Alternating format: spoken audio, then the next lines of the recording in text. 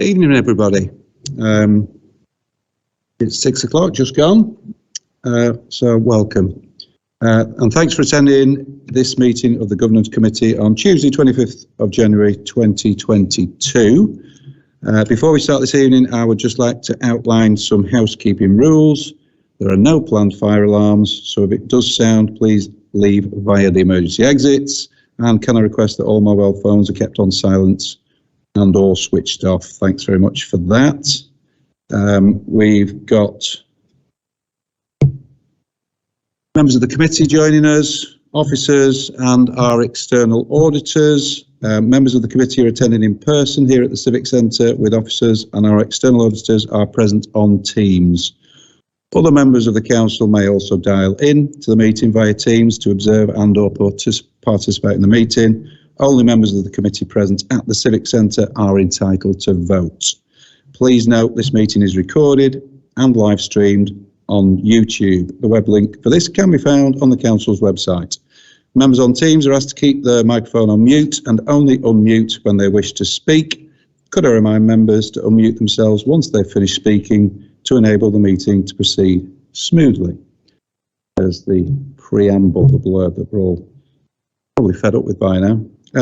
Anyway, item 1, apologies. No apologies, thanks very much. Item 2, declarations of interest. If a committee member has a pecuniary interest, they're requested to leave the meeting completely. The member can rejoin the meeting following the completion of the item in question. Does anyone have any interest to declare? No. Thank you very much. Item 3, minutes of the last meeting. I have the minutes of the last meeting in front of me for approval. Are there any points of accuracy on the minutes? No, thank you. Can we propose the minutes for approval? Or I'll propose those for approval. We have a seconder. Thank you very much. Councillor Sharples. Nobody's voting against those. We don't need to vote on that. Thanks very much. Item 4. Okay. So, audit progress report and sector update. You can be advised that this item can be found starting on page 7 of the agenda. And I'm going to invite Matt Derrick from Grant Thornton to present this item. Welcome, Matt. Thank you, Chair. So this report is largely just an update report with some useful information on our sector kind of insights and roundup. Just in terms of an update on the audit progress, we are in the progress of delivering the housing benefit certification work. The deadline for that is the 31st of January, although just point out we have advised that an extension is requested for approximately 2 weeks to us to complete that work. But we are relatively comfortable that work will be concluded soon. In terms of the overall audit delivery, of course, we delivered our audit report to the November committee, which delivered the opinion on your financial statements. And we are very shortly due to issue our annual audit report, which contains our value for money work and value for money conclusions to management, and then shortly to this committee as well for consideration. The rest of this report, as I said, is really just for noting and for information. The latter part of the report contains a summary of key kind of sector updates from our insights team. But happy to take any questions on this paper. Thank you. Thanks very much, Matt. So, any questions from members of the committee? Councillor Ogilvie. Thank you, Chair. Yeah, just a couple of bits of clarification, if you could, please. There's mention in here about Grant Thornton being required to improve the quality of their audits. Can you just outline for us what were the perceived weaknesses in previous audits? Was it to do with the presentational format? Was it the content? Was it inspection of records, etc.? And the second question I've got is, it mentions later on in the report about a shortage of skills across the division, basically. I just wondered how Grant Thornton locally in terms of them doing our audit, how you're placed from a resource perspective, particularly in light of what you've just said about the requirement to delay the housing certification review by 2 weeks. Thank you. Certainly, thank you. So, in terms of your first question, just on the quality, the FRC audit quality reviews cover all aspects of the audit process to assess, our compliance with the auditing standards, and then also, an in-depth review of the quality of our audit work, where they examine our audit files for a sample of clients. In terms of the kind of key improvement areas, it really varies from client to client, but most recently, there's been a lot of emphasis on work in our across the PPE, so property, plant and equipment, and that's not just for Grant Thornton, but across the industry, and that's really why what's driving a lot of the more extensive work on property, plant and equipment in the last couple of years. Going forward, the kind of quality reviews follow a lot of the key changes in the auditing standards. So we can expect a continued focus on estimates in future because of the recently enhanced requirements on reviewing estimates as well. In terms of resourcing, we are comfortable in terms of being able to deliver the audits. You may be aware that across the industry, again, not just Grant Thornton, but a lot of local government audits were not delivered to the deadline of at the end of September last year. I think across the country, it was approximately about 10% of the audits that were delivered to that deadline, and that's largely due to the impact, recovering from the impacts of the pandemic and essentially catching up with a backlog of audit work. In terms of the specific work on the housing benefit audit, again, it's not necessarily a resourcing issue. It's a case of us being able to access the information remotely, and we've had a few challenges with that. But also, there is quite a large volume of testing to be done, and again, that's set against the backdrop of largely trying to clear the backlog of audits that are ongoing at the moment. In terms of the team that we deployed on the South Ribble audit, it is the same team that also covers the Chorley audit, because of obviously the interrelation there. And the Chorley audit is still very much continuing as well. So it's really just juggling those priorities. But we're confident that we'll finish the housing benefit work within a few weeks of the deadline, and the department has confirmed that there's no penalties or such for missing the deadline, and actually expects over 50% of authorities to not deliver the certification to the 31st of January deadline. Okay, thank you for the clarification. Appreciate it. Thanks, Matt. Councillor Turner. Thank you, Chair. Hi. Under the audit report, it's different information passed here, because on the minutes, which I'm assuming were passed because I wasn't here. Sorry, yeah, okay. It said, or your colleagues made a statement that they will provide us with the annual report for value for money at this next committee meeting.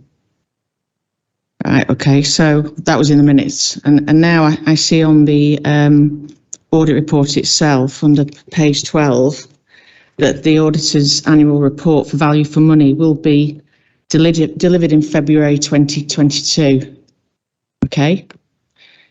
So first question really is, I'm not sure of why the forecast date has changed from November to being presented at this meeting to being delayed till February 22. That's the first question. Secondly, I don't agree with the terminology on page 12 where it says not yet due. It should say delayed. Thank you.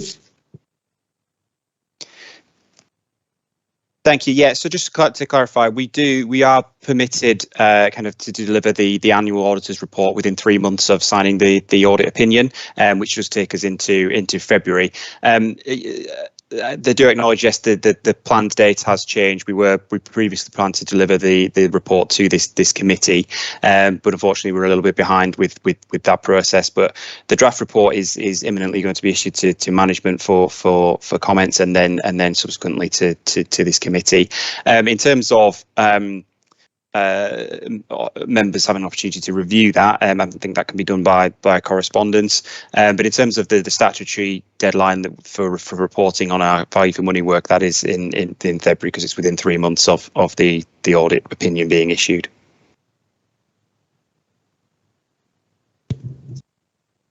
Thanks very much, Matt. Any other questions from members of the committee? Members not on the committee? No. Thanks very much, and thanks for that. Thanks for that report, Matt. Moving on to item 5, the internal audit interim report, as at 31st December 2021, and Dawn's going to present this item for us. Thank you, Chair. So the report you have before you today is our second interim report, and covers the work that we've carried out in between September and December up to the end of quarter 3. So the reviews that have been finalised are included at the table on starting at paragraph 7. And as you can see, the majority of the reviews that we have been completed during that period of time have either been awarded an adequate or substantial assurance rating. There is one exception, which is the Facilities and Buildings Management review, which was awarded a limited assurance rating. And if I can just give a bit more detail about that. So this report was actually issued in October, and like it says, it did receive limited assurance. And due to the issues that were identified, we agreed short timescales for the actions to be implemented by. As at today, we agreed 19 actions. The report actually says 18, but there was one action that was split into 2. So we are monitoring for 19 actions. 15 have been implemented in full.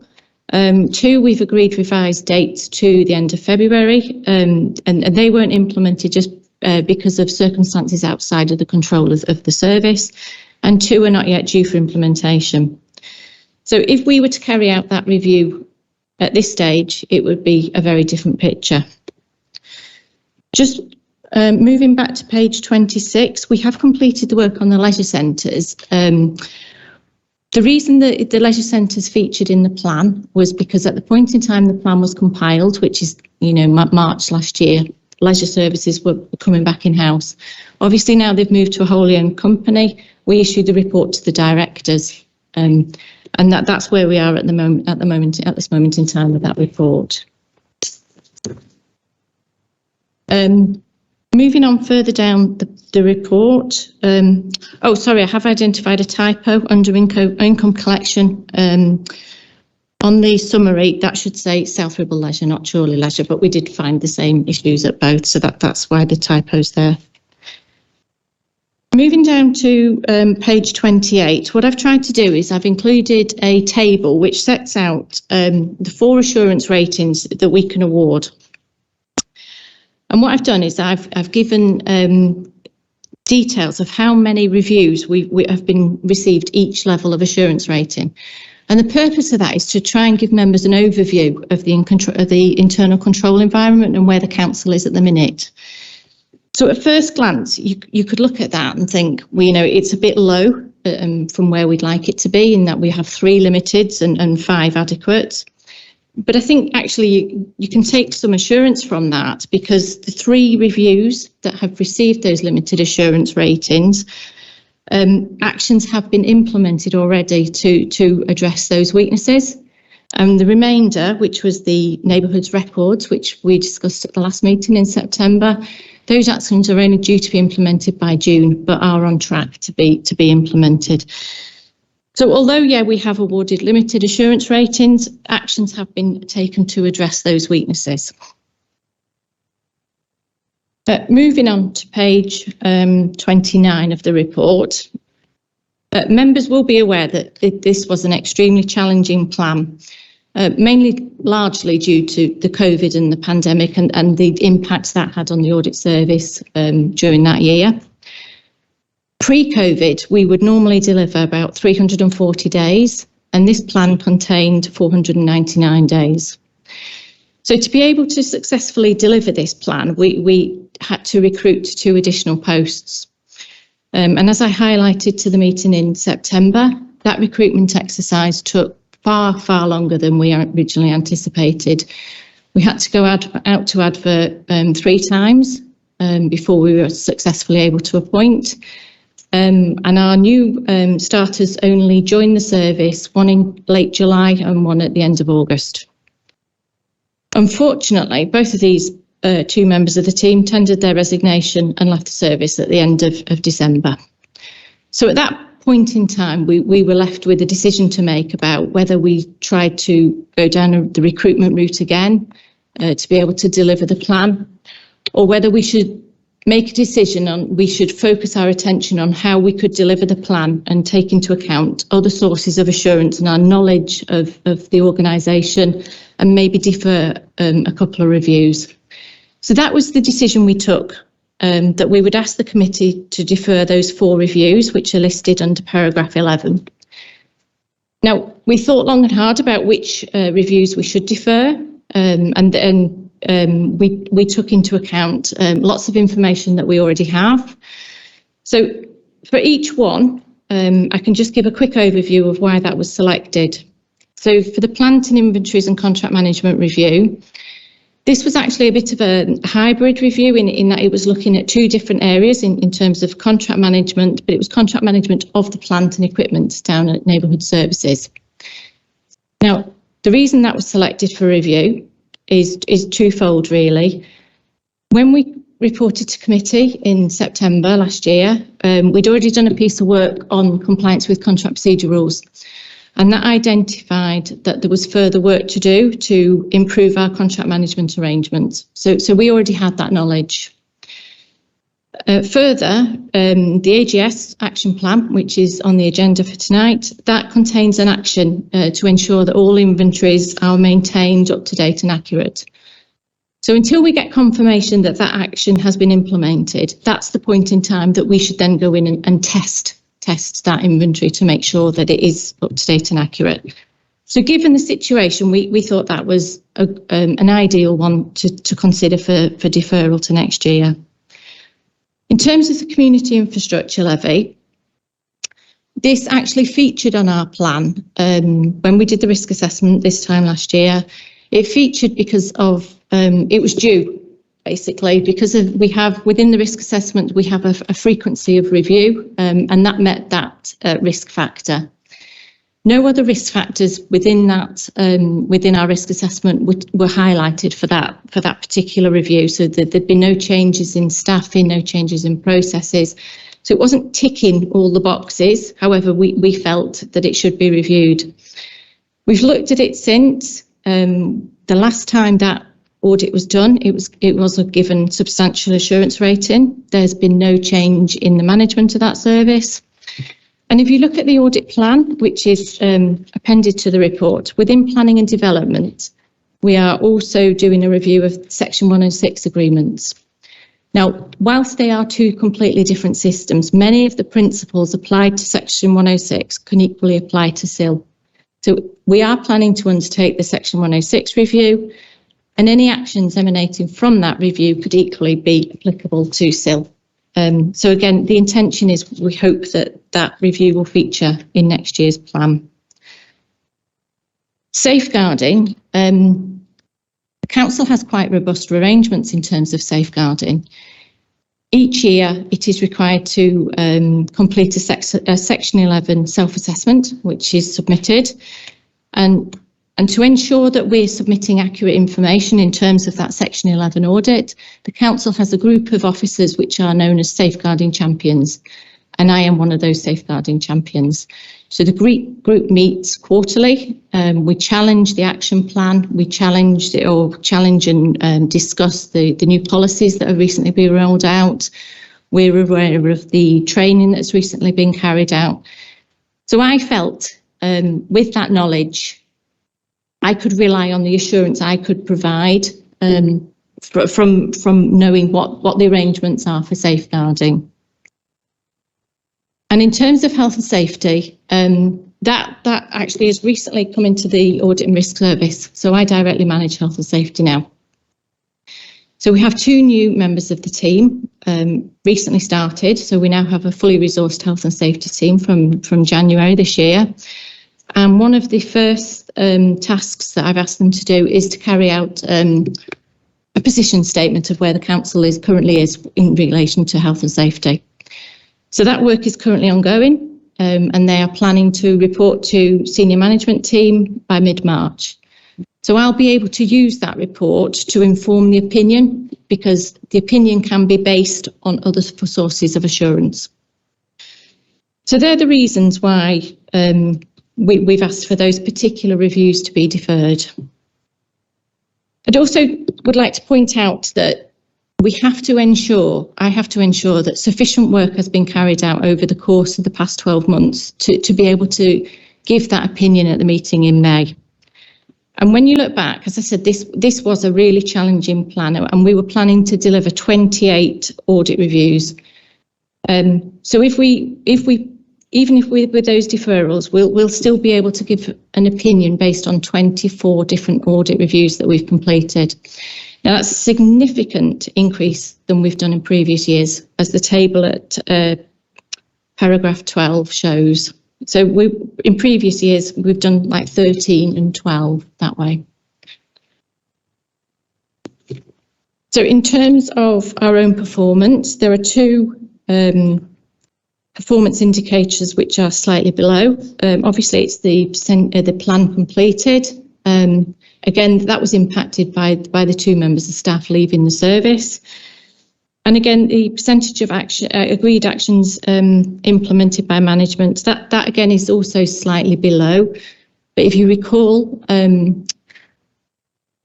was no systematic process for ensuring and monitoring the implementation of agreed actions. So that process is now fully operational, and those figures are starting to creep up. Finally, there's just a couple of audit developments.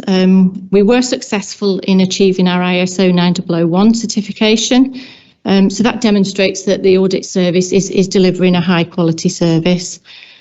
And finally, I'm now in the process, I'm going to start the audit planning for 22-23. So if members have any areas of concern or any topics they would like to be included in the plan, you can just contact me. They will form part of the risk assessment. I can't guarantee that they will form part of the plan, but they will definitely be considered. So thank you. I've appended the plan and our performance indicators, but I'm happy to answer any questions. Thanks very much, Dawn. Lots in there, and I'm guessing that members of the committee might have some questions or comments. I've got no. Councillor Turner, we'll start with you. Okay, thank you, Chair. First of all, Dawn, thanks for the report, and I'd like to congratulate you on getting the recertification for the ISO 9001 in what must have been difficult circumstances for you with clearly a resource issue you've got. I've just got 2 points really on the report. Things that have caught my eye really, just 2 things really. One is the income collection is rated at adequate on page 28. And obviously that concerns me because, you know, at the end of the day, income is everything. And obviously the more income you've got, the more operational performance you'd achieve. So I'm wondering whether you foresee that it's ever actually going to be possible to get that rating to full on the rating system, if that is actually ever going to be achievable, because for me, that would give me a lot more confidence about, you know, the finances of the council.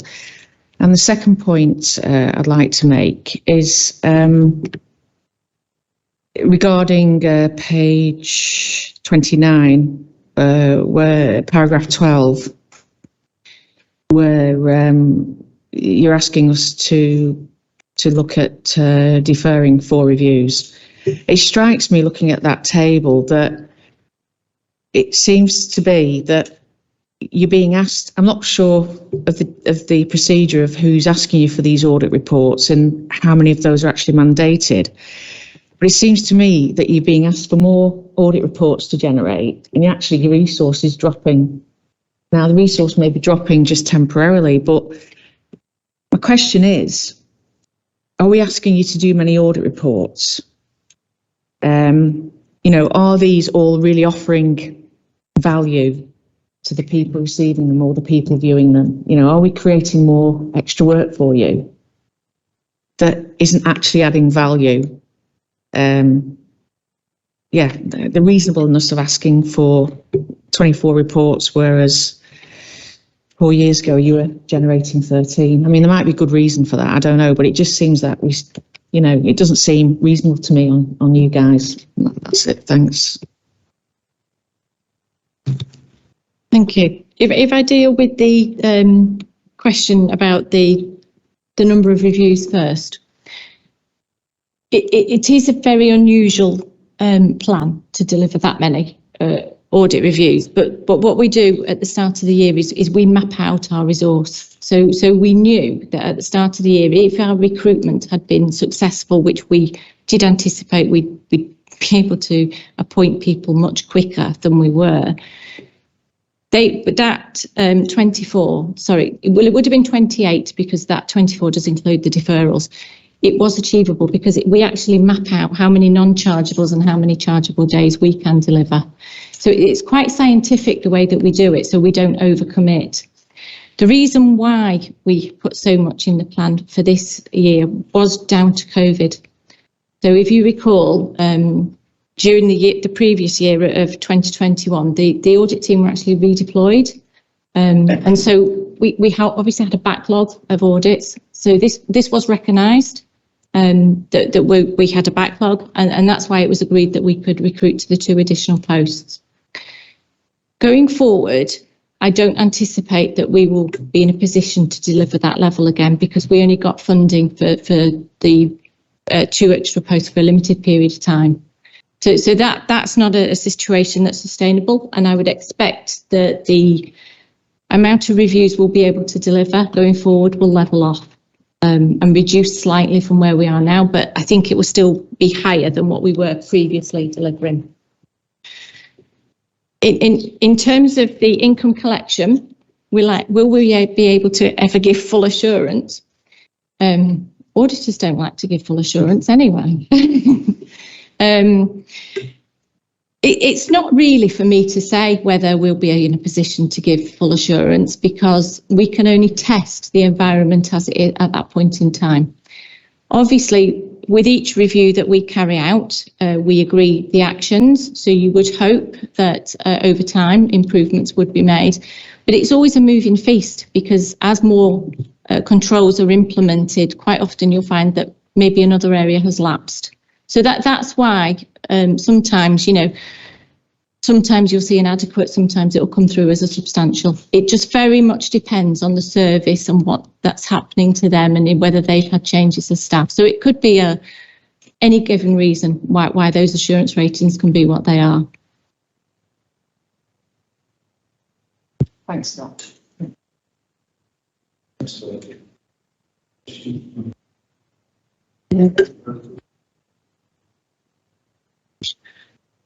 Thank you, Chair. It's just regarding the review of the facilities and building management.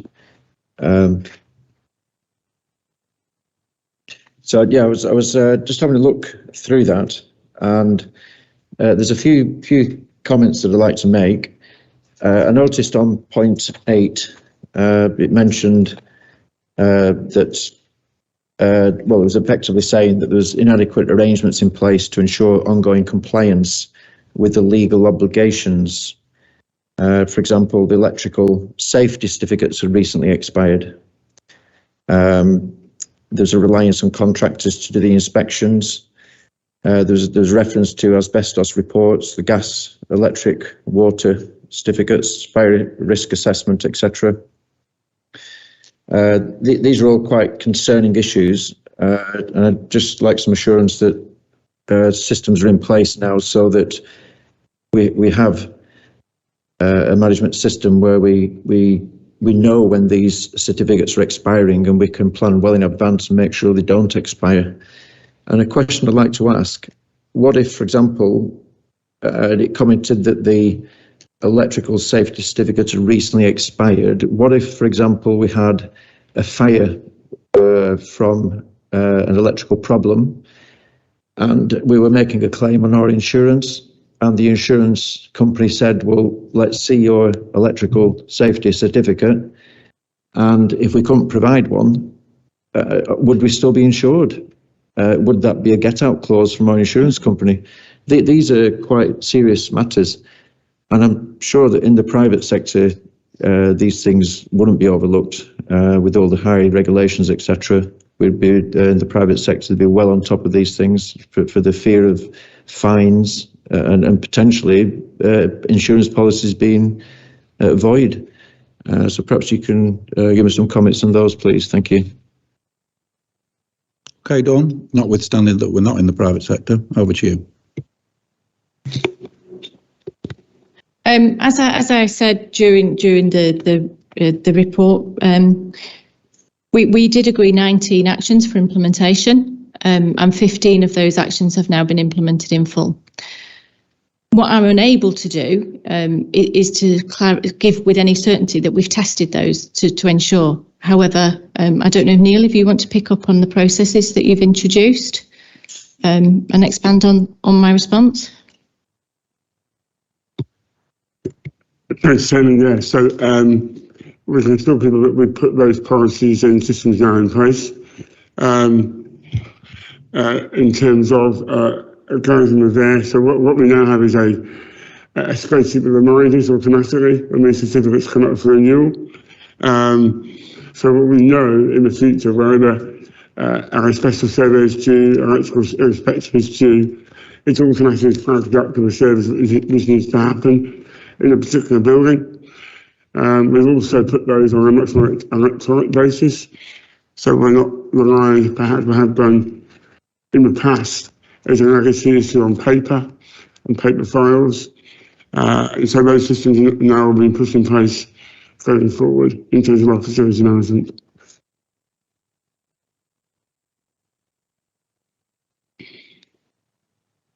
Thanks, Neil. Did you want to come back on any of that, Dawn? Or back? Do you want to just come back? Oh, yeah, that's fine. Yes, just regarding our insurance policy, does the insurance company require up-to-date certificates being in place and regular inspections, etc.? If we could get some comments on that, please. Thank you. Yes, yeah, that will be a requirement of the insurance. That yes, it will be. We don't have to provide the certificates, as far as I know. I can check that, but yes, there will be an expectation that we are up to date with everything. Okay, so it's very important to make sure that these systems are in place, just for the point of our insurance being able to cover any accidents with regards to electrical issues, etc. Thank you. Thanks, Councillor Brotherton. An important point. Councillor Ogilvie. Thank you, Chair. Apologies, but I've got quite a few points on this report. I'll start with the yes, also congratulations to Dawn and her team on achieving the ISO 9001 certification. That's extremely good news. First point, page 26. At the very top, it mentions that the business grant recipient data mandatory requirement by deadline of 24th of January. If you can just confirm that has in fact happened. Further down the page, leisure centres, there's a review being completed and a report prepared. Is it possible for members of this committee to get visibility of that report? Also in the facilities and building management one, I speak as somebody who spent 2 years doing facilities management, and I found this report truly shocking. truly shocking. There's issues of training, management, inspections, record keeping, data management, lack of certification. If I'd done that when I was in charge of facility, I tried to think what would have happened to me. It's really concerning.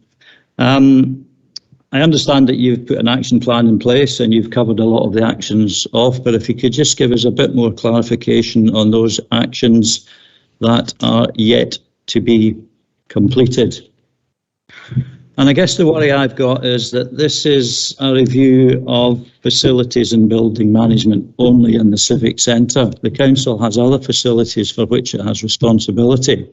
So if this is a measure of what's happening across the patch, then I'm afraid I for one would certainly be unwilling to vote for the amendment where we defer the health and safety audit to next year. To me, it sounds like it's a fundamental that needs to be done ASAP.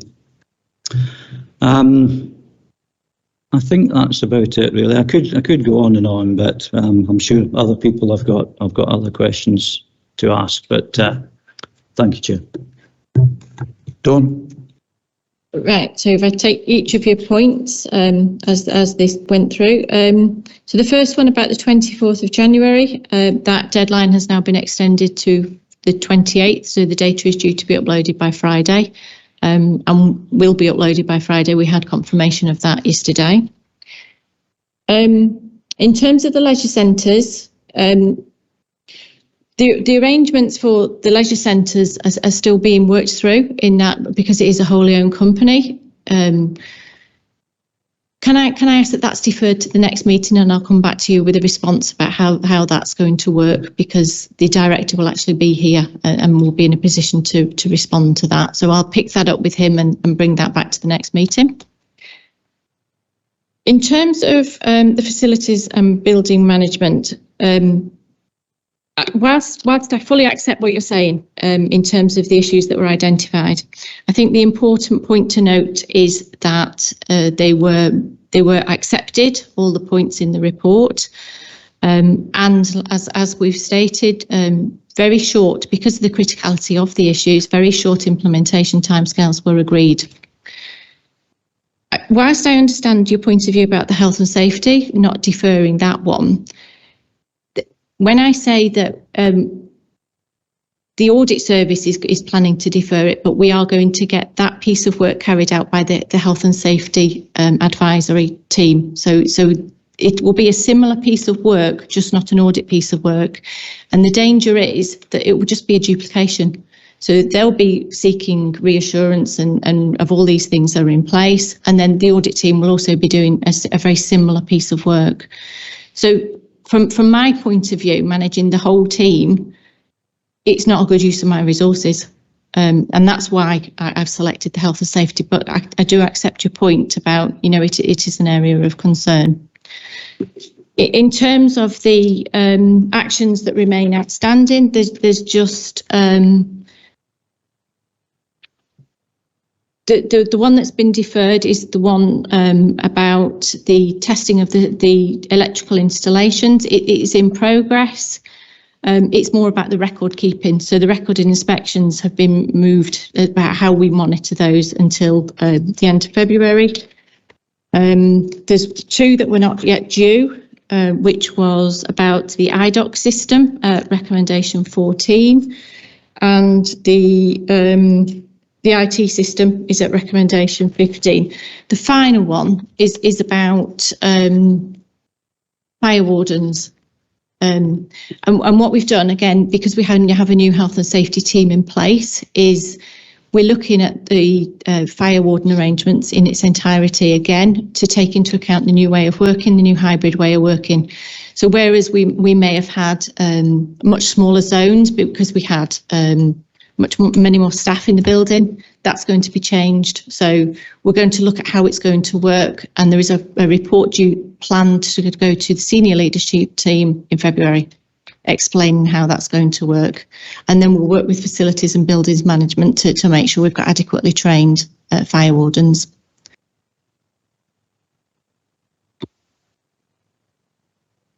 Yeah, just one further comment. Thanks for that, Don. That's appreciated. It's probably not a question that you can answer, but perhaps somebody can answer it. What level of confidence do we have in a smooth implementation of the IDOC system, which sounds as if it's critical to resolving the last problems associated with this particular report? So, IDOCs have been looked at by the IT service. So we're working with a number of services across the council, working with IT and also talking to Tory about whether, when and how IDOCs is going to be implemented. So as part of an IT rollout, it is something we have been waiting for a fair amount of time, Councillor. I think it's a fair comment to make, but it's something that we want to work with other services and working with IT to make sure that basically the best system for a number of services in the council in terms of report making and using it as an electronic management system.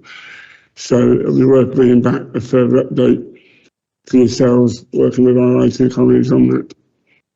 Okay, thanks. Thank you. Yeah, thanks, Neil.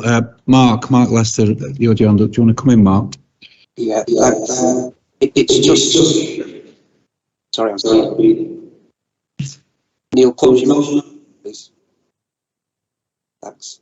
It's just to add to Neil's point about IDOCs. I'm probably a bit further up to date than Neil. The report there alludes to meetings with IT that I've actually attended. The comments around how integral a good system is to adequate record keeping are absolutely fair. Through the meetings with IT, we have established the process for implementing IDOCs for the purposes of managing properties and facilities. It's not a bespoke system for that purpose. It's a general system that the council corporately chose to implement across a number of service areas. One of the things that's becoming apparent through the meetings with IT is that there are alternative, specific property off-the-shelf systems available. One in particular is called TechForge. In the past week or so, or next week, I think there's a presentation from the manufacturers and suppliers of that software so that we can take a view as to whether that is a better system than IDOCs. Now, we're looking at that alternative for two reasons. One is because potentially it's a better system and it does more property related things. But the second thing is, and this is very much linked to the conversation tonight, it can be implemented more swiftly. Because it is a bespoke property system, all of the individual modules required for the various work streams are already in the system. Whereas with IDOCs, because it's more of a generic data management system, then our back office IT people need to do something to create those additional modules. So we're hoping to take a view on that in the next couple of weeks. Thank you, Mark. Yeah, thank you for that. Councillor Sharples. Sorry, Chair, I didn't wish to speak. I was trying to draw to your attention the fact that Councillor Unsworth did wish to speak. Oh, well, that's very kind of you, Councillor Sharples. One less thing. Councillor Unsworth. Thank you, Chair. And thank you for the report. I'm just looking at Appendix B, and I don't know whether I'm reading it right, but it seems that a lot of or most of the completed ones have actually taken more days than we allowed for. And I just wondered whether there was too much pressure being put onto your team, given the number of reviews that are still outstanding, and how you sort of plan to manage that. So when we put the plan together, it's an estimate. The number of days to complete a review is an estimate, because we put the plan together at the start of the year, and obviously until we start the review, we don't actually know what we're going to find. How we deal with that is you will notice that, yes, there are reviews that have gone over the allocated number of days. Generally speaking, it's where we are finding issues, but there are a couple where, they have been as a result of new people coming in, and they weren't quite as au fait with our processes. What we do is we then like reassign some of the work. So where we've maybe estimated that, you know, a particular review will take 15 days, we look at the scope and see if it can be reduced so that we can make sure that we meet the plan. Whilst that's not reducing the level of assurance, we may target specific areas more than others. So that's how we try to manage the number of days.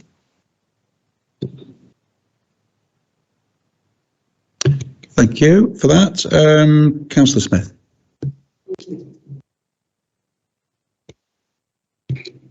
Thank you. Thank you for your report, Dawn, and thank you for getting the this review to us this afternoon. Firstly, I found it a bit difficult to actually get the review at 2 o'clock in the afternoon when the meeting is actually 6 o'clock. And the actual report, the date of issue of the report is October. We have subsequently had another governance meeting since October. We had one in December, and we're now at the end of January. And I wonder just why it's taken so long for this report, this review, to actually come to this committee, and certainly wondered why it had to come on the day of the meeting, which makes it a bit difficult for people to actually have time to go through the review, particularly if you're working or haven't had time to just check that an email's coming through. Having said that, I have had time to read it, and like Councillor Ogilvie, I was quite shocked with some of these findings. I felt at the end of it, not being in the position that Councillor Ogilvie has been many years and knows the ins and outs of these things, I felt quite concerned whether we've actually all been safe in this building up to this review going forward, and obviously the work that has been taken forward since then.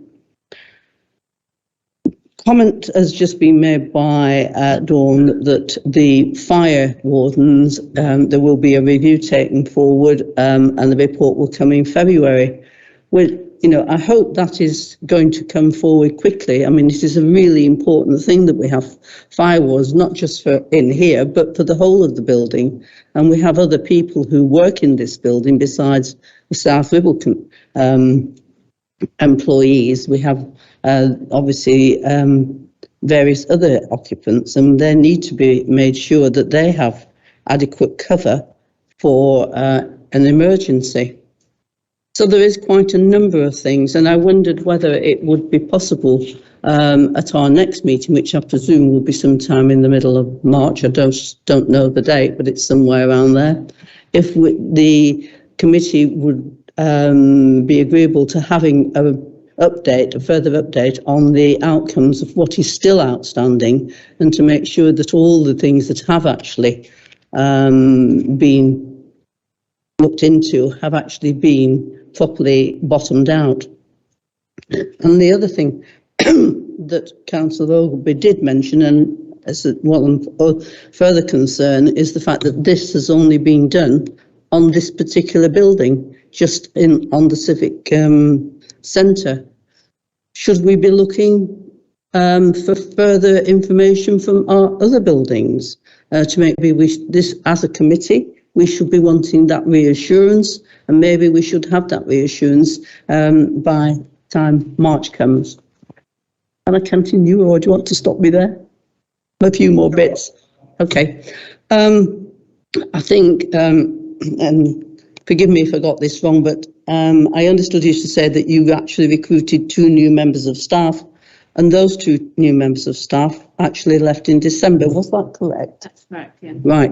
Could you tell me then, when they did leave, did you do an exit interview with them to ascertain as to why they were leaving so soon after starting June time and August? It seems very strange that they start a job, a new job, and leave so quickly, both in December.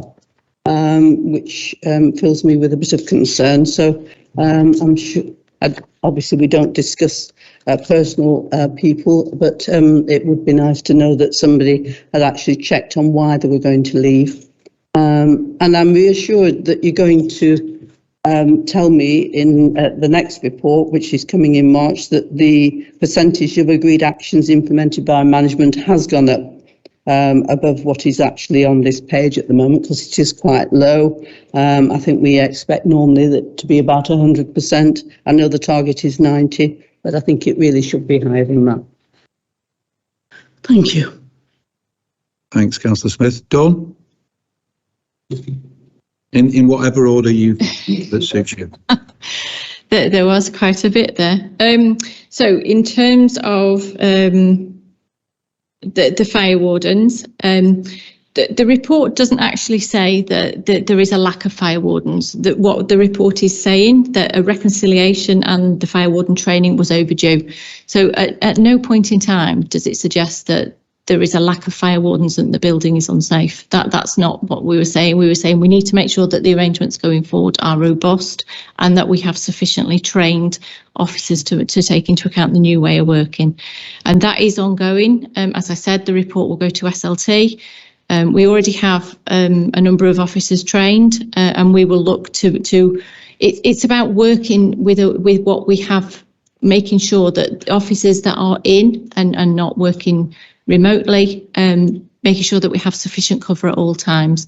But I think, if I'm right, Neil, that we're working with facilities and buildings management staff to ensure that we have continuous presence on site. Yeah, it's also worth noting that there's significant staff changes through COVID. So obviously, fire wardens who are trained and are usually getting new jobs and they need to retrain fire wardens. So we're working with health and safety to making sure we have the adult fire wardens in place across all the services, particularly as the building is moving around, where there's a work-based strategy being done, and as we come out of COVID, hopefully, departments have moved floors, they've moved areas, and we need to allocate wardens and have them trained for particular areas of the building, as they look quite different in post-COVID when we did in pre-COVID.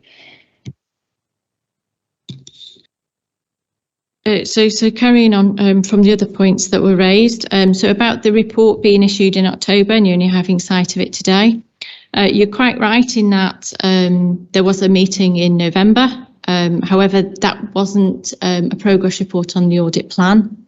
So at that point in time, I wasn't reporting any audits that have been undertaken. I accept your point fully about it. 2 o'clock today was too late, and I apologise for that. My intention was to issue it when the agenda was issued, and it was a complete oversight on my part, for which I apologise. In terms of the 2 members of the team that left, they were the 2 members of the team that we had recruited, so you are quite right in that point of view. Yes, we did undertake exit interviews with them. And their reasons were differing. One was a very promising young auditor, and to be blunt, the private sector offered her far more than we could offer her in terms of pay. So she was offered very quickly. She joined us. At that point in time, we weren't able to offer a permanent post, so she obviously kept her eyes open. And looked out for other opportunities, and she found one straight away. So we weren't able to match the pay that she was offered. It was considerably more than what we were able to offer. The other person had come from a different background to internal audit for a local authority. It wasn't more of a compliance officer, and he didn't feel that it was the role was what he thought it would be, and he wasn't suited to it. So they are the reasons. It's nothing that's just a fact. It is what it is. There's nothing we could do to persuade either of them to stay. In terms of moving on to the management actions, yes, it is lower than we would like it to be. Our target is 90%. Obviously, we would like 100% implementation rate. But again, if you take into the fact that for the past 2 to 3 years, there has been no systematic monitoring of the implementation of actions. So really, when I came back to the authority last year, we were at a standing start. So I think to get to this position in 9-10 months, it's not a bad state, it's not ideal, but obviously we've got quite a backlog to look through and quite a lot of actions to implement, but we are making really good progress. This is something that's monitored by the Corporate Governance Group on a monthly basis, and there is significant progress being made. So I'm quite confident that by the time I bring the annual report in May, because that's when I'll next report on the performance indicators, we will be a lot nearer to the 90% than we are now. Do you want to come back in?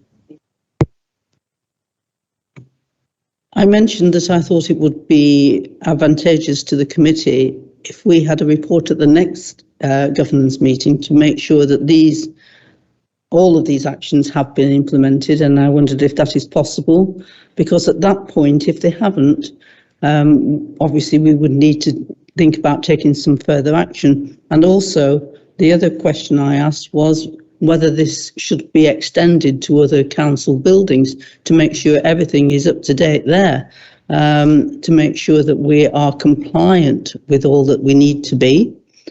Because if we're not, like Councillor Ogilvie says, maybe the health and safety that is being asked to be delayed should actually go ahead and not go into next year. Maybe something else should drop off if it's necessary, if there isn't enough capacity. Thank you. Thanks, Councillor Smith. Dawn, those specific points? Yeah. I can bring an update report on the implementation of all the actions from this particular report to the next committee meeting in March. That's not a problem.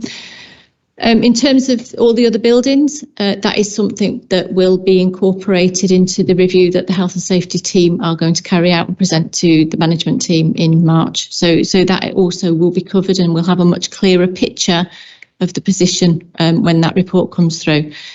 That's something that I will be able to feed back to members at the meeting in May, because obviously that will be the point in time when we're gathering all our other sources of assurance. I don't know if that is a suitable timescale or not. I'm wondering, Dawn, if there's potential for that health and safety review to come back at the same time as the report that's been suggested at the March meeting. Yeah, it's due to go to SMT mid-March, so depending on when the meeting is, I'm not sure on the dates at the minute, but yeah, that's something we could certainly ask the team leader to come in and give an overview of the position at that point in time. Yeah, we can do that. Yeah, so yeah, that will be absolutely fine. I can ask for him to do that, yeah. Okay, thank you. Come back. Yeah, thank you. Thank you, Dawn, for that. So therefore, as regards the recommendation, maybe where it says that we should consider noting the audit plan, that's fine, but also deferring some of them. Maybe we should just hold on to that health and safety one until we are a bit sure about the way forward with it for the time being. I'll come to you on that one, Dawn. What would the implications of that be at that request if the committee were minded to make that recommendation or suggestion even?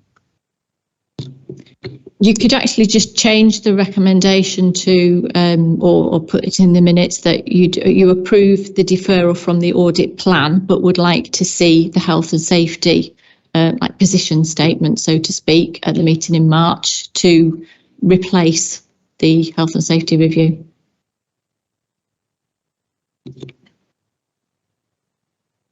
Is that what you were asking, Margaret? I'm not quite sure. Thanks.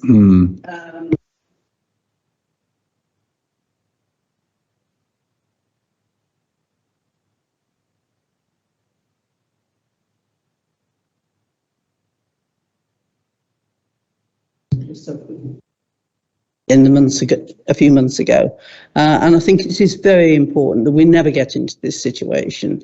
And I am still very concerned about the level of the health and safety. I mean, it's all of us are in this, aren't we? We're all sitting here in this building, and we could be in the same position in other buildings. So I think, I'm feeling that we should actually take that out of the delayed and just park it to one side for a few months and just see where we get to. And if necessary, substitute something else for that one.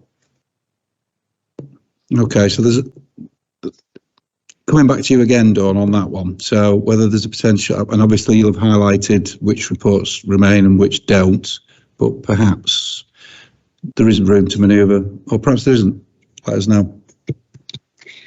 What I will do is I will pick this up with the health and safety team tomorrow. I will make sure that they are covering all the buildings that we are responsible for. As I said, it would be a duplication. They are better than the audit team actually to do this review, because they are the experts in this, and the audit team would be reliant upon their own skills and knowledge with advice from the health and safety team. So the assurance that you would get from the health and safety team would actually exceed the assurance you would get from the auditors, because like I said, this is their bread and butter. So if you really would like to keep it in, I would then have to, I don't have the resources, I'd have to duplicate that level of work and reduce, not complete another review. That's the situation I would be faced with if you keep it in the audit plan. Because by the time I come back in March, we'll be moving on to the following year's work. I do appreciate it. It's a very tricky position to be in, but you will get that assurance from the health and safety team about all the other buildings. Thanks, Dawn. Councillor Ogilvie. Thank you, Chair. Could I perhaps suggest that a way around this, that we effectively immediately start this health and safety team review in conjunction with somebody from internal audit, so that hopefully A, it could be done more quickly, and B, if that was the case, I would be quite comfortable then to vote for both the recommendations. Is that sort of what you were suggesting? I know you're talking about duplication there, but would that work? Yes, that's something we can accommodate. Okay, that's reassuring. Thanks for that, Dawn. Any other questions or comments from members on the committee? Members not on the committee? Councillor Smith? Yeah, thank you, Chairman. This paper I only picked up before we came into the meeting, so I haven't had a chance to sort of read it and look at it properly. Whilst I have read the main report itself. And appreciate from an internal audit point of view, there's a raft of work to be gone on, and it will be difficult to complete it. But I think for those that have been involved in businesses and written their own fire safety policy, because that's a corporate responsibility and a legal responsibility, I think my question is really, rather than just the audit, are we safe from a fire and safety point of view? Are we safe from electrical safety point of view? Are we safe, as we know, from an asbestos point of view, the gas safety and water safety? Is somebody going to sort of underwrite that and say, yes, we are safe with that, because the corporate and legal responsibilities being in breach of any of those are horrendous. They could close the building down. So if somebody's going to say, yes, those are safe and we can be here, that's great. But if not, I think somebody needs to just say in black and white, yes, we are okay. Thank you, Chair. Thanks, Councillor Smith. Neil, I think that's a question best directed. Yeah, I mean, because we just put in place into the fire safety a compartmentalisation scheme, whereby this building's never been looked at from a compartmentalisation point of view. So we had for the first time ever last year, a fire inspection survey of this building and all our operational buildings, which had never really been done before. And on the back of that, money was given to a compartmentalisation scheme, thereby everything above every wall looking at making sure that we've got proper seal off areas. That work has just been completed in the Civic Centre, has also been completed at the depot. So that scheme, in a sense, has never been carried out of this building in its history. So what we're trying to do is unwrap, and we're open and transparent of audit on this. We're looking to kind of, if you like, put in place systems and remedy situations that have been occurring in this building for 20, 30 years. Now, we're looking to remedy that, and very open and transparently, we want to all to come in and work with us on that and put in place systems and places that took us to another level. So the work done, you've probably seen them around the building. They've probably been with us for about 7 or 8 months, in every corridor, in every room, at every door, at every junction, trying to put this building in place from a fire point of view. There was ever a fire, it can no longer go through the building, through the ceilings. And that piece of work is literally just finished. But we'll continue to work with colleagues in health and safety and ourselves with audit about putting this building and the operational buildings of our estate in a place where perhaps they haven't been for a very, very long time in terms of the overall health and safety and systems in place. We've also been able to put in place over the last year or so a much more robust staffing structure, of which we've just recruited to very, very recently through within Mark's director of putting in place a proper facilities officers team that can service this building and beyond in a much more proficient way than perhaps again has been done for a very long time.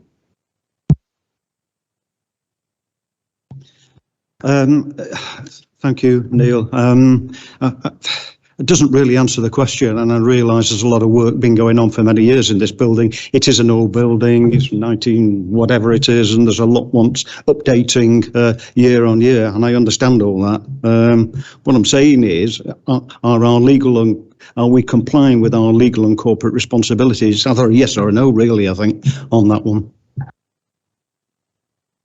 We've put in place all the legal requirements in place for this building in terms of fire, water, gas, etc. Again, put in place a yes, the answer to your question, Councillor. It's a lot shorter and a lot easier answer to understand. Thank you. Thanks for that. Thanks, Neil. Thanks for the detail and for the clarity as well. Thanks very much. Any other comments or questions, members not on the committee? Councillor Foster.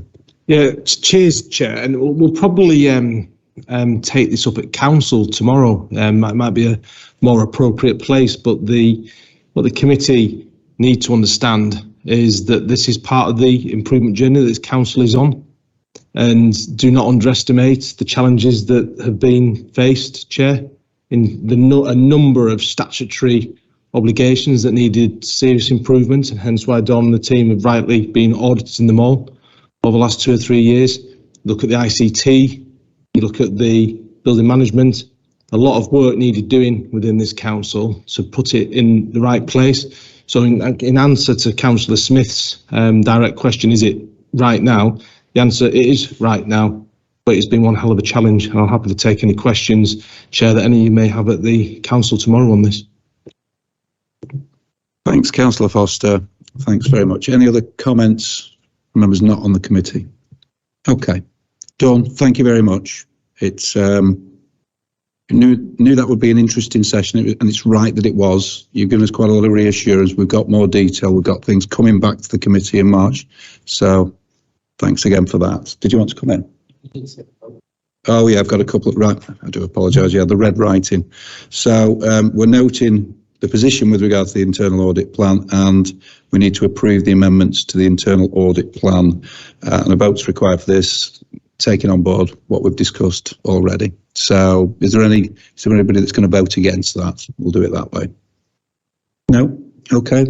Thanks for that. So that's agreed. Takes us on to item 6 and strategic risk review, and Vicky's going to present this item for us. Thank you, Chair. Good evening, everyone. So I'll just give a quick overview of the report that you've got in front of you tonight. So the Strategic Risk Register is used by the Council to identify and address risks to the organisation and service delivery. This report provides an update on the Risk Register January 2022. The Risk Register is a live document and it's reviewed regularly by the senior management team to ensure that it's updated, and it's also stored in our Grace online system where we keep track of all the risk scores and changes. In terms of the actual scoring, the risks have remained largely the same since the last report to governance in 2021 as a result of close management and the delivery of actions to mitigate and control risks. Pages 38 to 42 include a summary of the risk register with further detail about the largest risks within the appendices, so that's the big table. Obviously, just to note that the risks are categorised by inherent risk, residual risk, and obviously target risk. Inherent being the risk of the full risk in the absence of any controls. Residual risk is what remains after those controls, and the target risk is what we would find an acceptable level of risk with actions in place to work towards that. So just to work through some of the key areas, in terms of the highest scoring risks, the two highest scoring are identified from point 17 to 19, and both have an inherent risk score of 16. They are risk R1, incidents impacting service delivery, which is rated high due to the likelihood of the continued disruption due to the pandemic. And government guidance, but we are continually reviewing that in line with national policy changes. Risk R2, failure to achieve desired outcomes through strategic relationships, is also highly rated due to reliance on external partners to achieve some of our strategic objectives. We do have a number of control measures in place, including governance and planned actions to ensure the Council's continued involvement in those discussions with partners. Changes to risk scores, risks that have increased in score are detailed from point 20 to 23. They include risk R6, lack of staff capacity and skills. That has increased from a 9 to 12. That's due to market challenges at the moment in terms of recruitment and vacancies in some of the key areas. A number of actions in place to mitigate those risks, including improvements to our external application portal, enhanced employee benefits, development of the organisational development strategy, and work on a new people strategy that will outline our approach to talent development and retention. Risk R15 has increased from a low score of 2 to 4, which is also low. That is the risk of failure of shared service arrangements and reflects the extension of shared services to now being a significant size as part of phase 2, which brought in customer services and revenues and benefits. Risk R10, the reduction in staff satisfaction and morale, is to increase from 9 to 12. That's based on national reports of the kind of impact of COVID on workforce morale, and also internal monitoring of our staff satisfaction, with a range of activities in place to address that. Point 24 outlines the risks that have decreased since the previous report. So risk 2, the residual risk score for failure to deliver outcomes through strategic partnerships, has reduced from 12 to 9 to reflect work such as the new key contracts and partnerships framework introduced last year, and also a more robust approach to monitoring key contracts. Risk R9, the residual score for adapting to new ways of working has been reduced from 8 to 6 to take account of work to support new models of delivery, new ways of working, so the workforce strategy and the joint digital strategy, which we now have in place. Just a final point on new risks. So we have got one new risk, which is the risk of failing to adjust to the post-pandemic context, which is included within the table. And then also just to note that at point 26, there was previously a risk around shared system arrangements to facilitate the South Ribble Together hub with citizens' advice, which has now been removed as that is no longer in operation. That process isn't in place anymore. So that risk is now all captured under risk R7, which is failure of ICT security and data protection. So I think they're the key points. Happy to take any questions, Chair. Thank you very much. Thanks very much, Vicky. Councillor Turner. Thank you, Chair. Thanks, Vicky. Yeah, I've got a couple of concerns really, or observations. One is a concern, and that's about the R10 risk about staff morale, but I'll come back to that in a minute. First of all, the risk R06, lack of staff capacity and skills. I'm surprised that's got 2 green bits to look at it in simple terms. I'm surprised actually that's not a sea of red, to be fair, based on the feedback and the observations I've made at council and at previous committee meetings about staff capacity, staff resources is affecting the delivery performance of the council. So I'm questioning why you've got 2 green patches there. And it does actually say in the editorial that that's actually gone up, the risk has gone up. So that's the first query. Thank you. The second one, which is for me a greater concern, is that, I mean, this low staff satisfaction and morale, I'm pretty sure this has been on here for about over a year. And actually, if I'm reading this right, the staff morale has not gone up as in mentally gone up, as in everybody's happier, but the actual staff morale is being marked as poor morale is actually being marked as going higher, which is that's a real concern for me. We've obviously got an embedded issue there, and I do note at paragraph 44, page 44, paragraph 23, there is an iteration there, an editorial about how you've done you've put some measures in place to try and address this, but one of the things I'd like to know is, I would have thought it would be prudent if it's already been done, perhaps it has, that an actual confidential survey is perhaps taken as a measure, is done to try and really get down to the issue of why we have a major morale problem here with our staff. You know, actually asking people, what is it that they're not happy about? I know we've had these organisational changes, shared services, which some people may think, you know, they've cut short their ambitions because somebody else got the job from somewhere else, or the terms and conditions of the staff have changed so that one section of the staff has lost out, you know, the Chorley South Ribble issue. But it seems to me like it's getting worse.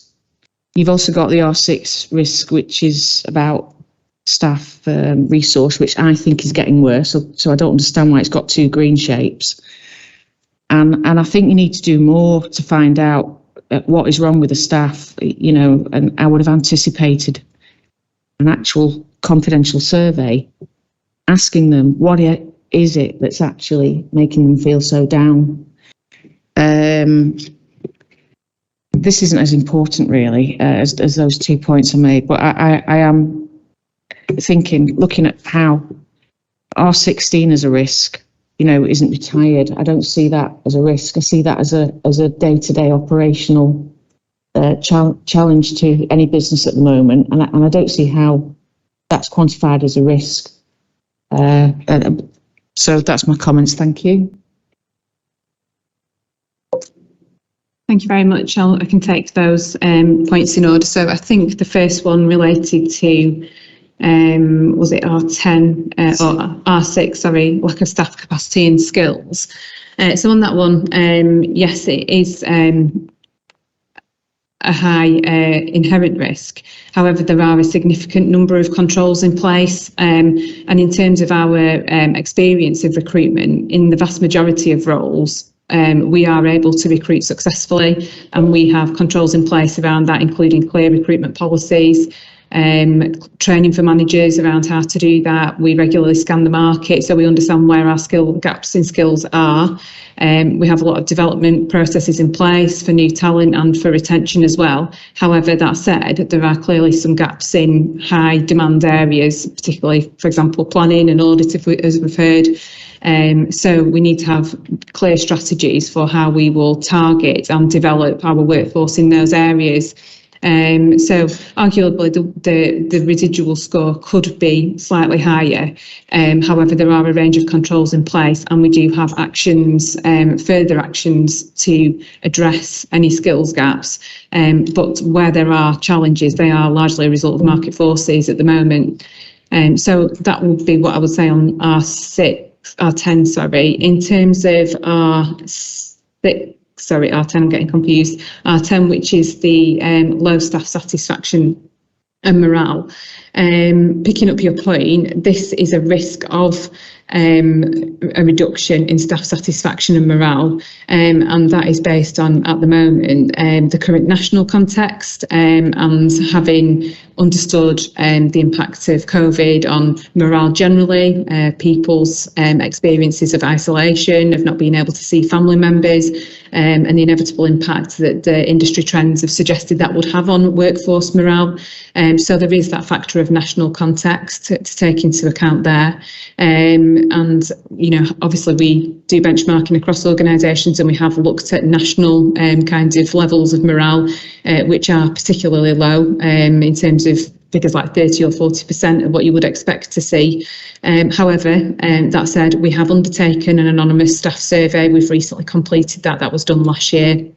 We regularly survey our shared services staff, so we do that as an ongoing basis, but then we've also done a full organisational staff survey, and we're now going through the findings of that, and we've got the headlines through at the moment.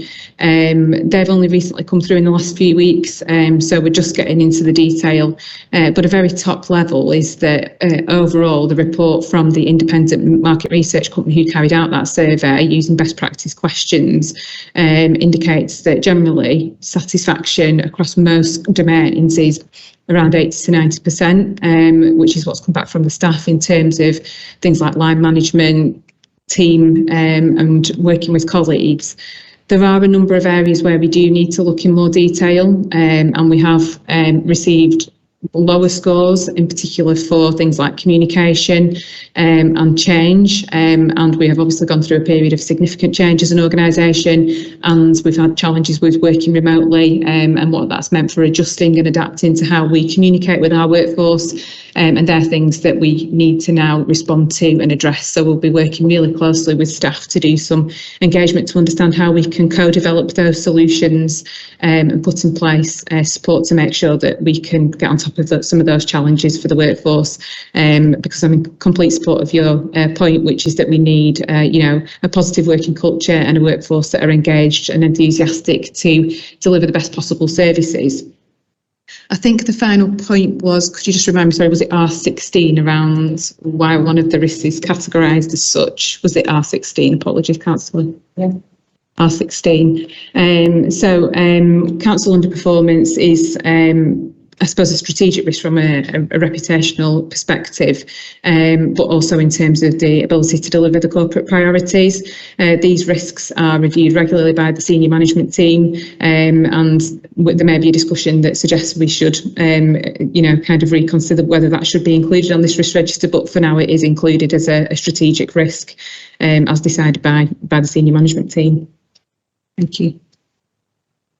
Thanks, Vicky. Do you want to just come back with please? Thanks for that, Vicky. I don't know if it's possible, but I'd be interested to see maybe at least a simple list without breaching any confidentiality or GDPR with the staff of the stuff that they're not happy with. Is that possible to see, or is that something we'd be interested in as a committee? Thanks, Alan. I'd like to see something back to the next committee meeting or the one after, but it's certainly in due course to see, just to have some visibility of what it is that these people are obviously upsetting them, the staff, thanks. Yeah, go on, Vicky.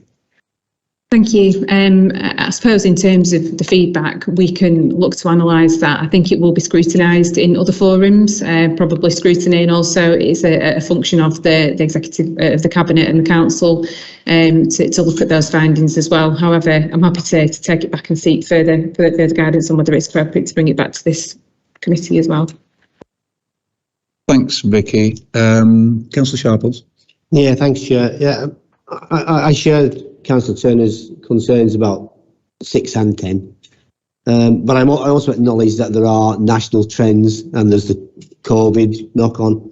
When are we next due to actually review it as a committee? Because I'd really like to, if it's not at the next meeting, if not sooner, have a look at where we've got up to in terms of progress on these 2 items.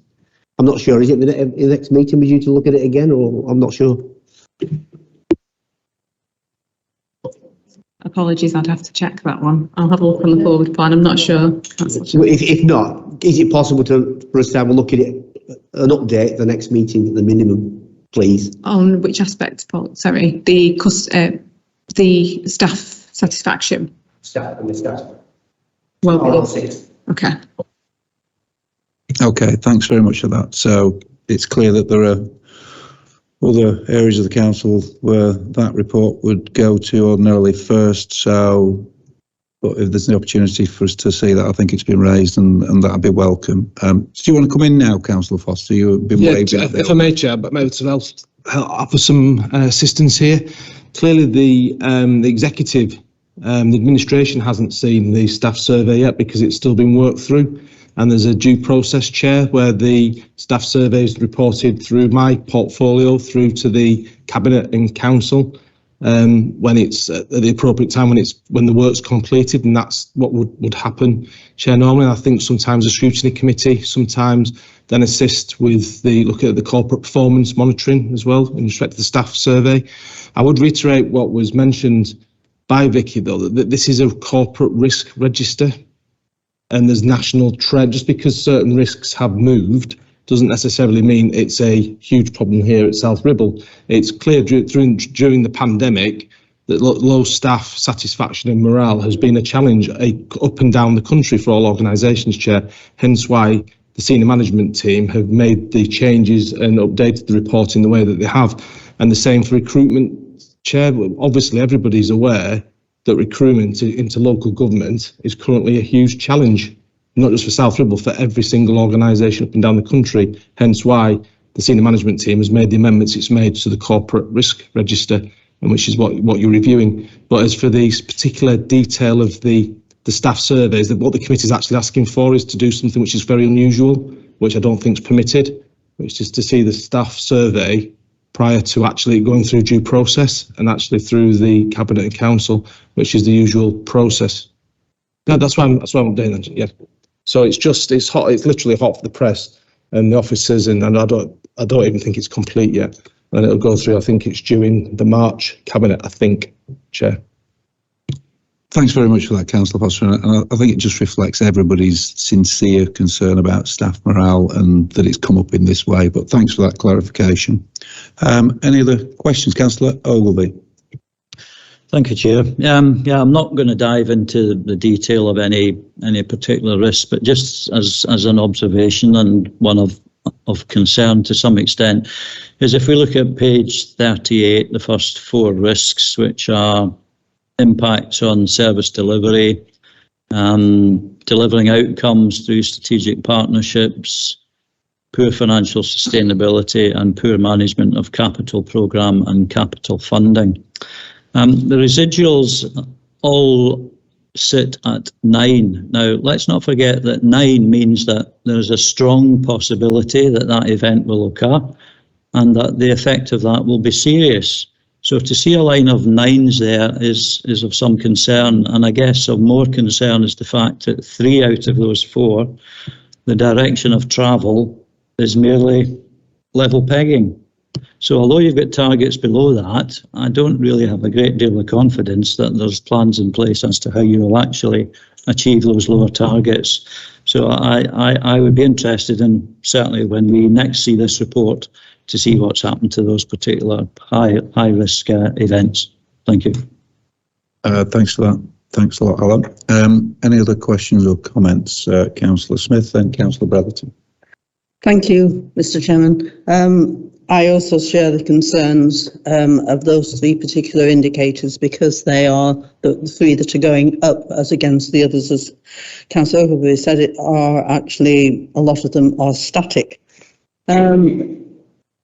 some while ago, we did have the opportunity, members of this committee, to actually have a demonstration of grace, and I thank Dawn for organising that, and it was very, very helpful.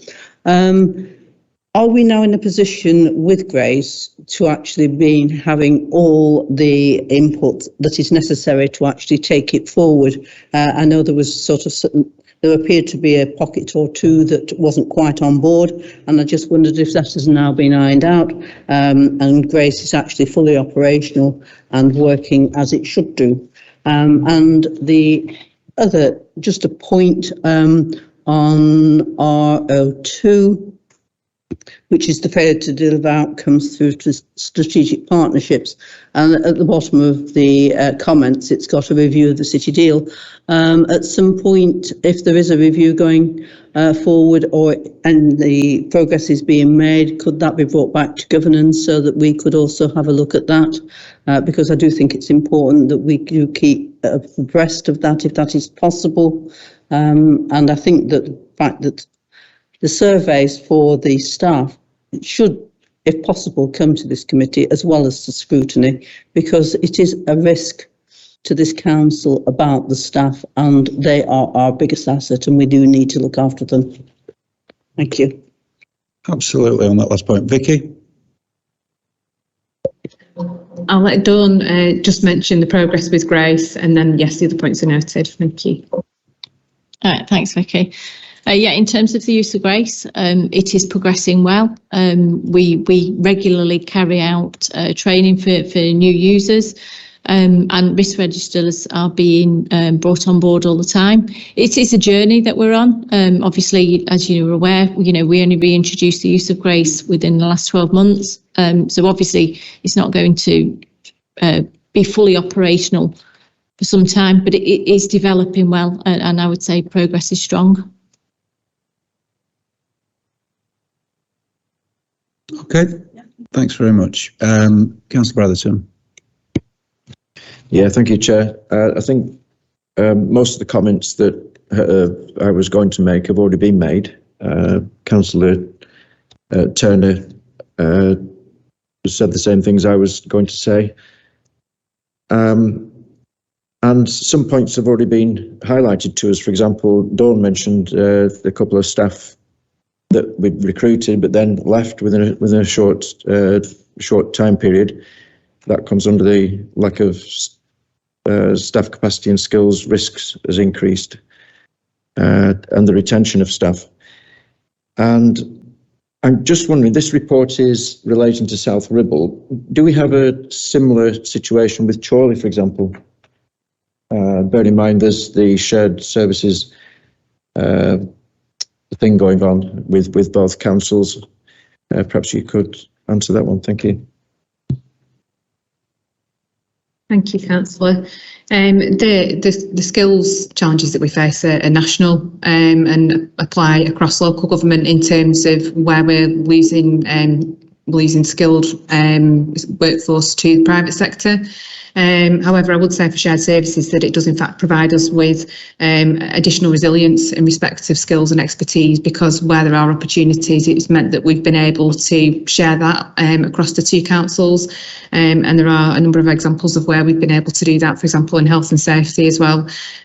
So I think it does, it does give us that additional access to skills, and where there are where there is a shortage of skills, it means that if one council has a particular strength in that area, we're able to access that and take advantage of that benefit, if only for a short period, while we undertake further recruitment. So yes, I think that would be my response to that one. Thank you.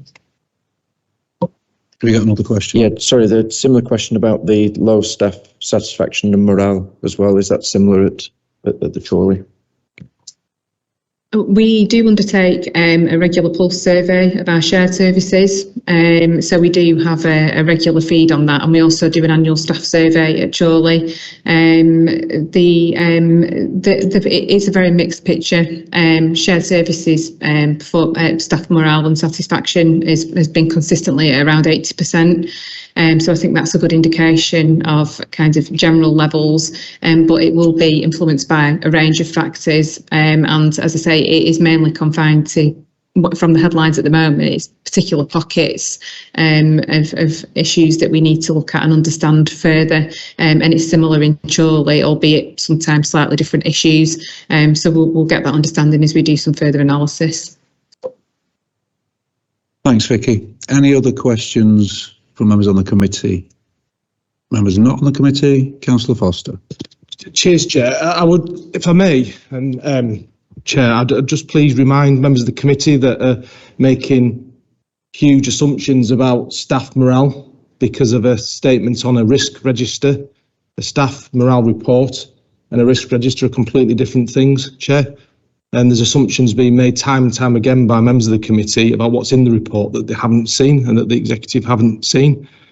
In respect to comments that were made around the scrutiny of that report, Chair, you remember that we have been criticised, the council, by external auditors and a peer review for the governance committee and scrutiny committee in doing similar work, and they spent a lot of, particularly the peer review, spent a lot of work, spent a lot of time with us, ensuring the terms of reference were right for the governance committee. I do believe it's still an issue that's been worked through the peer review action plan as well, the terms of reference for the governance committee, because as I said earlier, Chair, that the staff morale and staff and reports go through the corporate governance report and performance that goes to the scrutiny committee, Chair. However, if you wish to challenge that, you're perfectly at liberty, but that is where that report goes to. And finally, just to again remind members of the committee, when they're criticising the residual risks on some of the major risks that the council face, I would challenge that actually you should be challenging and criticising officers if that residual risk wasn't as high as it was when you're looking at significant issues such as failure to deliver the city deal, which members know on this committee is a challenge. So that residual risk should remain high. And the residual risks around, for example, for financial sustainability are always going to remain high, Chair, because of the lack of any clarity for local government funding from the government. So as much as members I feel are trying to criticise the administration and the council for maintaining high residual risks, actually I think that's the prudent thing to do, Chair, and I think it's demonstrable and reasonable why the officers are doing that. Thank you. Okay, thanks very much for those comments. Do you want us to come back on that or something separate? Right, okay. It's back on that.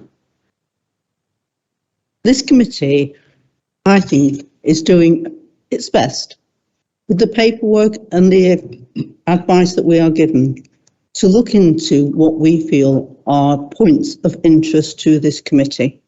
And we're here to do a robust job as best we can. And I think it's only right and proper that we do challenge various things that are actually in this paperwork. And I don't think there's anything wrong with challenge. Challenge is a good thing. That's what we should do. And that's what the peer review says we should do, that we should challenge. And that's what we're doing. Councillor Turner here has legitimately brought up a concern that she has. Councillor Ogilvie has done the same thing. And I don't think this committee should be reminded about how they conduct their business. We are a committee that actually goes about our business the best way we can. Thank you, Chairman. Okay, I'm certainly not going to get us into a spat about the way the committee is run or the way that I chair it or the way that other comments are made. Absolutely, thanks for that. So with that, I'm hoping this is going to be a measured comment or question. Just a comment on the same thing, Chair, and I will be very, very quick. I really didn't hear any criticism of officers from the committee at all. I just didn't hear it.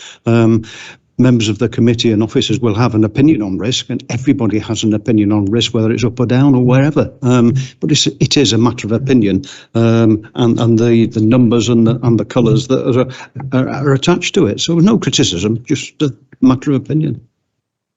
Thanks very much for that. And Vicky, thanks again for bringing that report to us. And we've had some clarity there around the mechanisms and the way that particularly with regard to the staff survey, where that goes. And we've made some comments about interest in that. I think that's I think that's fine. Okay. So moving on to item 7 and item 8. Dave, you've got the graveyard shift there. So over to you for that first item. Annual governance statement, 2021 action plan update. Thank you, Chair. Sorry, just a slight rearrangement because one of the microphones is not working. Not a good start. Anyway, yes, Chair. The purpose of this report is to inform committee on the progress of the implementation of the 2021-2022 Annual Governance Statement Action Plan. Members will recall that last year, as part of the AGS process, the Council identified a number of areas of improvement and provided actions to deliver on such improvements. And an action plan was indeed approved by committee. It is now 6 months since that action plan was approved, and hence it's an appropriate time to review progress that has been made. Members will see in the report that has been written a table which sets out some detail in terms of how we're doing against that action plan. In the main, I'd say we're making good progress. Some actions have been completed in full. A number of actions progress has been made, and we're optimistic that by the end of the year, the full action plan would have been delivered on. Members will see what the key themes were in that action plan. They included issues such as recruitment and induction, governance and management, fraud and corruption, risk management, budget monitoring, GDPR, key corporate priorities, etc. So it was quite a wide-ranging series of themes, and it was a reasonably substantial, challenging action plan. As I say, overall, as far as we are concerned, we're making good progress against it. Not all the actions have so far been delivered on in full, but we are making substantial progress. And I would suggest that members in particular could note the substantial work that's been done in the following areas. We've done a significant amount of work in the recruitment induction field. There's a new online induction package, and there's been a full review of our HR policies. In terms of a new e-learning platform has been launched, which will constitute a management development program. In the early days of that, but it has now commenced. Budget monitoring reports have been reviewed and re-established, and finance are there to provide managers with advice in respect of it. There's been a GDPR review that's being completed. Quality scheme has been revised and refreshed. Transformation strategy, if I can find the reference to it, has been developed. The final point is the transparency code. A significant amount of information has been published. We've always sought to be a transparent local authority going back many years, and we continue to try and publish everything we're required to do. As I say, overall, I think it's a positive picture. A number of actions have been delivered in full. Other actions, progress has been made, and we're optimistic we should be able to complete the action plan by the end date. Thank you, Chair. Thanks, Dave. Thanks very much for that. Any questions from members on the committee? Councillor Ogilvie. Thank you, Chair. Just a couple of quick queries. In the recruitment induction, I understand that a new online induction system has been developed and tested and is out there. But ultimately, at the end of the day, the success of an induction programme is not what senior management think it should say, but what the new inductees think of that system. What kind of feedback mechanism do you have in place in order to determine that? And the second one is on page 61, value for money. Says transformation strategies developed, approved and in use. I don't recall seeing a transformation strategy document. Is that something that this committee can get visibility of, please? Thank you. Yes, Councillor, if I could ask Vicky, I know Vicky can help out on the induction side, and I don't know if she can comment on the transformation point as well. Thank you. Thank you very much. So on the induction, yes, the new system has been launched and a number of new starters have now been through that process. The induction itself does include a feedback mechanism at the end, so that once completed, people can provide their comments. The feedback so far has been overwhelmingly positive. It's a really interactive approach, and it means that even with bringing new people into the organisation in a hybrid or remote environment, they're able to get a full experience of what the organisation is, to meet key people through a range of videos, and to also work through the policies and processes that we have in place in a consistent and structured way. So it has received really positive feedback, and it does go hand in hand with our manager development training, which also has a module on how to successfully bring somebody into the organisation right through from advertising to first day, first week, first month, and what managers need to do to support that individual and make sure that they get all the help and assistance that they need. So yes, it has received very positive feedback. And then just turning to the point on the transformation strategy, a transformation programme is in place and was presented internally. It is being reviewed at the moment. However, we are working through a programme of transformation following the kind of changes that have taken place in relation to some of the work on shared services. We're now reviewing what's in there and looking to update the programme. So, yes, I think they're probably the key points. I'll just come back on. Thanks, Vicky, for that explanation. That's good news on the induction system. Obviously, it's a key issue in terms of retaining new starters. If they don't get a good start, then you're fighting a losing battle. And I didn't quite get a clear answer from you in terms, I understand that you're saying the transformation strategy is, although it says here it's developed and approved and in use, is there actually a document that members of this committee can get sight of? Or will there be a document that this committee can get sight of? There will be a document that this committee can get sight of, yes. Okay, thank you. Thank you. Any other questions, members of the committee? Councillor Smith, then Councillor Turner. It's just a quick comment, Mr. Chairman, thank you. On the induction, it says that the job application process has also been transferred to a new third-party platform. I just wondered what that actually meant. And at the top of the following page, page 59, where it's noting that we will be getting a shared payroll system in 2022, which I think is excellent. It's something I have been wanting to happen for quite a number of years, and we're now going forward with that, and I think that's excellent. So thank you for that. Councillor Turner. Oh, Vicky, on that, yeah, there's a question about the platform, wasn't there? Yeah, sorry, it was just on the third party platform. Sorry.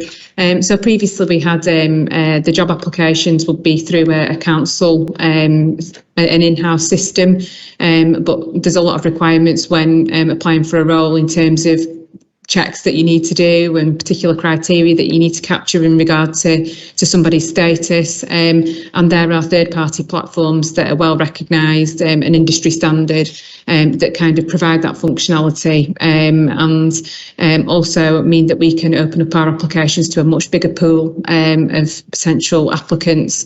So for example, so our current portal is the Greater Jobs platform, and that means that we get access to a much broader pool of candidates, and it also reduces the cost of advertising as well, in that they will take all of that aspect and make sure that we're advertising and attracting the right candidates from the right sectors.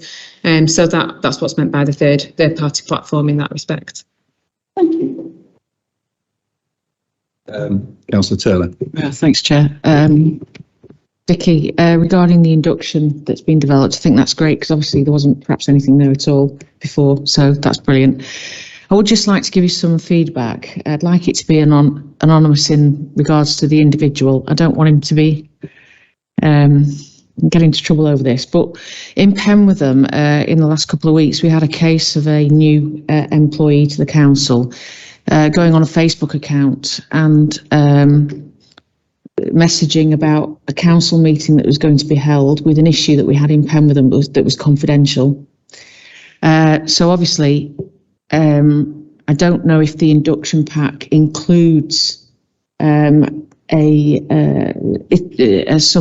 paragraph instruction that the new officers need to make sure they understand that when they are an officer of the council, they don't use social media to respond to residents about meetings that are taking place between councillors and officers on particular issues. I just don't think they should do it at all. Now, whether the person in question, he's new, they are new, and these things happen, and has been spoken to because I reported it, and it's totally understood now and it's cleared up. But in terms of if there's a hole in the induction pack about that protocol of officers, because they're new people, they don't know, do they? And they're brought up with social media. So it's understandable. But if there is a gap in the induction pack that doesn't cover that succinctly, then I think there needs to be. Thank you. Thanks for that, Councillor Turner. Any other questions, members of the committee? Members not on the committee? Thanks very much for that, Dave. Takes us on to the final item, the Ripper update. Over to you. Yes, Chair. This is a report we bring once a year. It's generally considered good practice to bring such a report. Essentially, the report provides a brief update to members on the council's use of its powers under the Regulation of Investigatory Powers Act, known as RIPPER, and the report is for noting. Essentially, the situation is that RIPPER was brought into power in the year 2000, and basically it gave the council a legal basis to carry out surveillance activity. And back then, councils would make use of their powers. A classic example would be they would put noise monitoring equipment in somebody's house if they're complaining of noise being generated by a neighbour. I think at the time, or sometime in the mid-2000s, towards 2008, there were, I think, reports in the press that councils were overusing their powers and using it on things that were considered to be trivial. So there was a change in the legislation which basically raised the threshold so that if you wanted to have a surveillance activity, it needed to relate to offence that could attract a 6 months offence, which there are very few offences that we prosecute have a 6 months custodial sentence attached. Hence, this council, along with the vast majority of district councils, in effect ceased using its RIPPER powers and just found different ways to carry out the necessary activities. Since then, since 2008, this council has had no RIPPER operations. It's had no RIPPER operations in the last 12 months. Just to confirm that, we had an inspection back in the year 2000. The commissioner was happy with the regime we had in place. In 2001, our policy was amended and updated, and this was primarily to reflect changes in the management structure. And recently in January, in this month, we had some RIPPER training provided to us by an external supplier for officers and key officers in both South Ribble and Chorley. That was just to bring everyone's knowledge and understanding bang up to date. So essentially all the report is saying, and it's a largely similar report to what we brought last year, which is that there've been no covert surveillance operations within the last 12 months. And to be honest, I wouldn't expect we would be doing any within the near future unless there was some kind of change in legislation, which again is not something I would expect. So happy to deal with any questions. Thank you very much for that, David. Councillor Brotherton. Yeah, thanks, Chair. It's just a question regarding the powers that the council had used. For example, if there was neighbours were complaining of noise, at one time I'm assuming that, like you mentioned, devices would have been put in the property to listen to the noise levels. So how do we deal with those complaints now if we're not able to use those type of equipment? Thank you. Well, in terms of that sort of complaint, it's quite simple what we do. We tell the neighbour what we're doing, so we make it overt. So in effect, we say that for a period of a few weeks or for a period of time, there'll be noise monitoring equipment in your neighbour's property. And when you put them on notice, then you don't need authorization because that's overt surveillance. So that's fine. I mean, in the past we used to use it for housing benefit prosecutions, but the council doesn't deal with its own housing benefit prosecutions anymore. So we find ways around it without obviously breaching any laws. The key thing is to make sure you comply with human rights legislation. All parties. Oh, Noise from parties. Councillor Turner, giggling away there. Any other questions about parties or anything else from members of the committee? No? Anybody else? No. Great. Let's note the report. That sounds like a good idea to me. Thanks very much, everybody. Thank you so much for all the reports and the work of the officers. It really is appreciated. It's been a long meeting, but a good meeting. So thank you very much, and we'll see you next time. Okay, thank you.